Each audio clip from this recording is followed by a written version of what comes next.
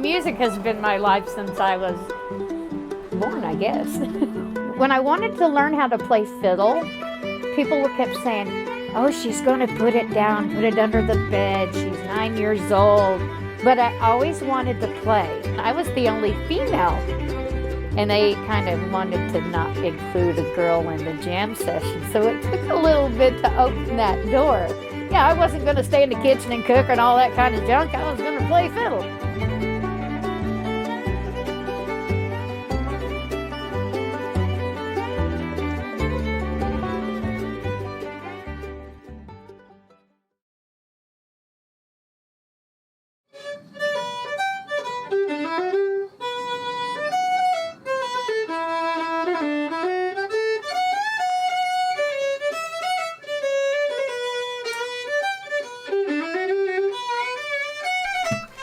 I grew up here in Blue Eye, Missouri, Arkansas, right on the state line. I was born in Harrison, Arkansas. Graduated school in Washington State, and then came back here. I moved in, my grandparents took us when I was 9 years old. And that was a good thing, our parents divorced. So they had us in music. Of course, I started singing at 3 years old in church. Grandpa was an old Pentecostal preacher. So that's kind of how it was. So music has been my life since I was born, I guess. Yeah. I love music, but I also love to make people smile and laugh, and because life's too short, you know.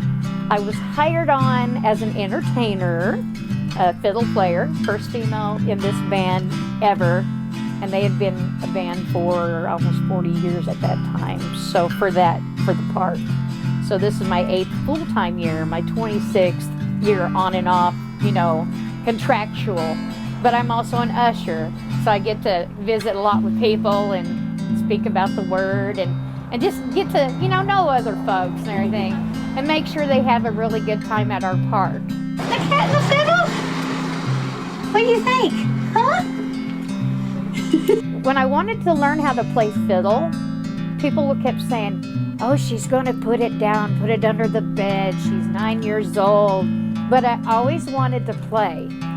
And my parents got me this fiddle from Harrison at a thrift, no, it was a pawn shop. And it had 3 strings on it. And one of the guys in town here put the 4th string on it. And I just wanted to learn the fiddle. That's when the passion started, and I never quit. I never quit. Back in the day, when I was 9, there's just outside of town, there was a jam session. And there was these guys, older guys, you know. A lot of women don't have to struggle with it, but then there's some women, like, I mean, when I tried to get in this jam session, I was the only female.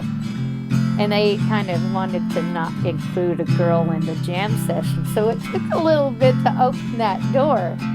So I did. But it took a while because they wanted to see what I really had first, you know. I mean, did I really mean what I was doing, you know?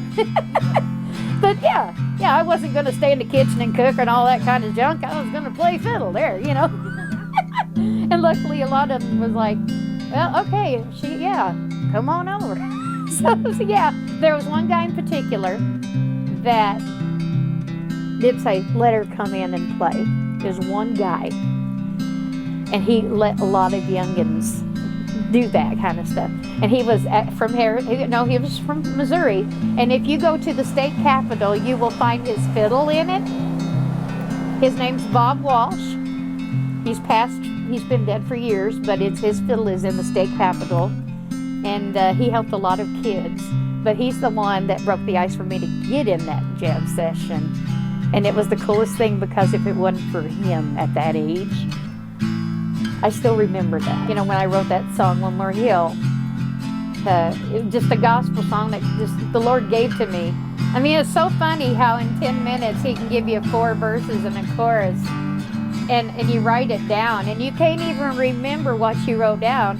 And then you go to Shepherd of the Hills, where we were playing, and you give it to the lady that said, hey, just what can you do with this line? And then you bring this to them, and it's like, here you go. And then you never think about it again until they record it. And then you can't even remember the words to what you wrote down, because it was there, But the fun part is when somebody gets blessed by it. When somebody, when somebody gets saved, that's the way I look at it. Money, yeah, pays bills. But on the other hand, you know what? We're not here this ain't our life. And if we can save anybody, I think that's the best thing in the world right there. This lady had this idea. She said, they was at the tape table next to us. And she said, I've got this line that just keeps getting in my mind over and over. It's called, one more hill and I'll be home. And it just sit with me. It was like, kind of light bulb moment. I said, I'll bring something back to you tomorrow. Just see what happens.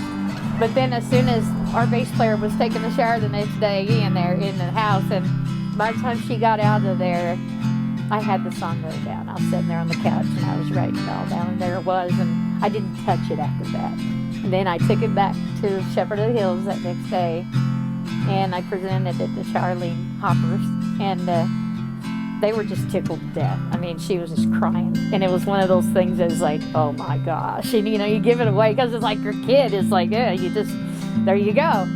And when they turned it around and recorded it, and it was on the charts, the Bluegrass Now Gospel charts, for at least 10 months in the top 10. It got up to number 3 or 4, which was really cool.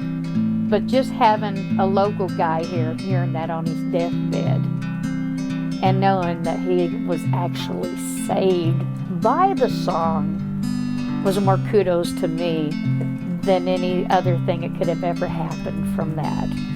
Yeah. Well, music has saved my life. You go through a lot of bad things in your life, and you deal with a lot of stuff in your life, and music's done that. But God has put that in my life. And that, and Silver Dollar City too. If it wasn't for Silver Dollar City, when Grandma ended up in the nursing home, I didn't know what I was going to do, because they raised me. I felt lost. But then when they called me and said, hey, we got this job that we need a fiddle player, and I was like, okay. Dad worked there back in the 70s and the 80s, and stuff. So it's like some of the same people were still there. So it was like really cool, But then I thought, okay, I'll see how it goes. And then 8 years later, still there. Probably be there forever, as long as God allows anyway, But I just love that, and what you say, and what is really the best part to me about it was just being a place you can talk about our Lord. I mean, my gosh, how many places can you go do that and get paid for it? I mean, that's what I love about it, But that does my heart good, yeah.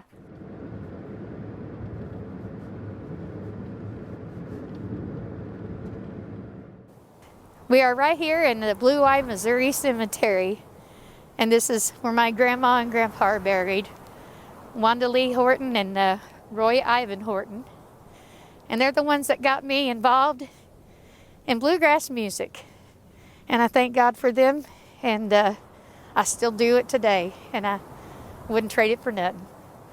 I'll get this side. Used to be now. I didn't kill him. He's older than me. Amazing grace, how sweet the sound that saved